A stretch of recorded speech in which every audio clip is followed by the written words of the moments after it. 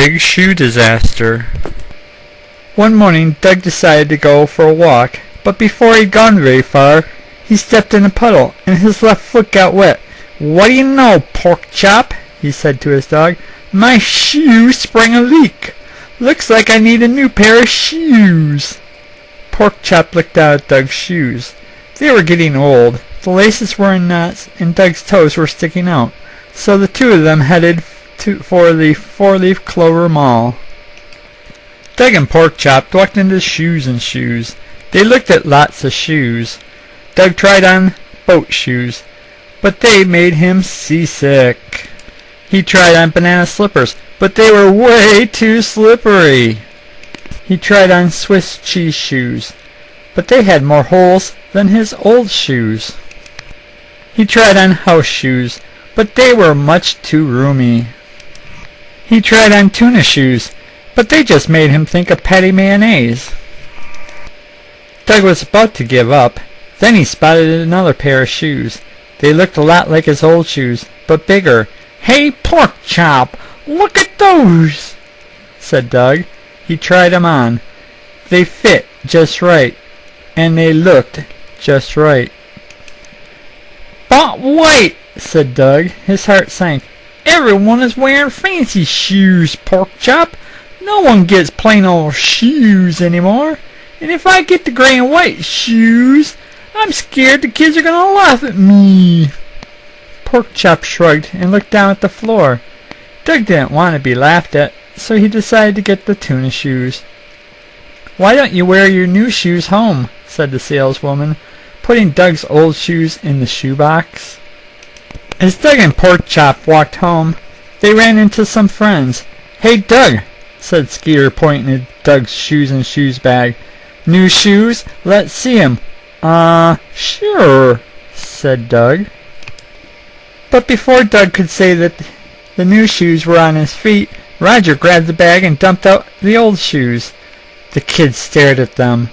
"Cool! The worn look, like washed denim jeans! Real cool!" they all said at once.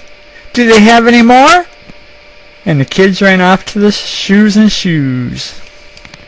Doug looked down at his tuna shoes. His friends hadn't even noticed them.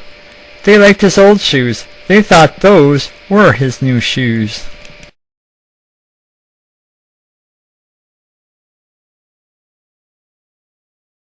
When Doug and Pork Chop got home, Doug thought about his old shoes. He thought about his new shoes. He thought about what the kids had said. He thought about them looking for shoes like his old shoes. He looked at Pork Chop.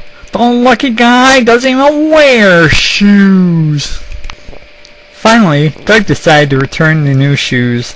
"Why should I keep them?" he said to Pork Chop. "They weren't even the ones I wanted. Maybe I can wear my old ones a little longer." So Doug took off the new shoes. He put his old shoes back on and put the new shoes in this bag. On the way to the store, Doug bumped into some more kids.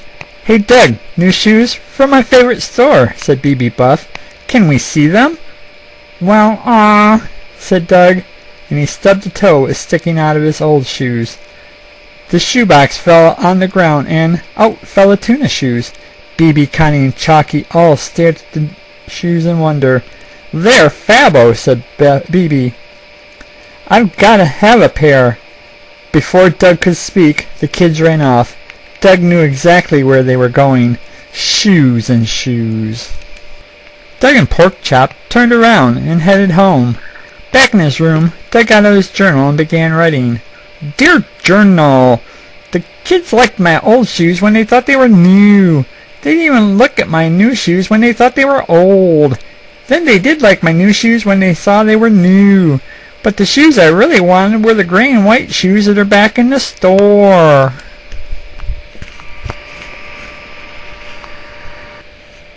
The next day, Doug knew exactly what to do. He went back to the shoe store and returned the tuna shoes, and he bought the gray and white shoes. Doug was nearly home when he heard a voice call out, "Doug, watch out! A puddle!" But it was too late. He'd already stepped in the puddle. "I tried to warn you in time so you wouldn't get your brand new shoes all wet," said Patty Mayonnaise. "That's okay, Patty," said Doug with a big smile. "Actually, this is great." "What's great?" Patty asked. "Not only do my new shoes fit right and look right, they don't leak. And do you know what makes these shoes?" Doug asked. "What?" asked Patty. "Perfect." And Doug smiled.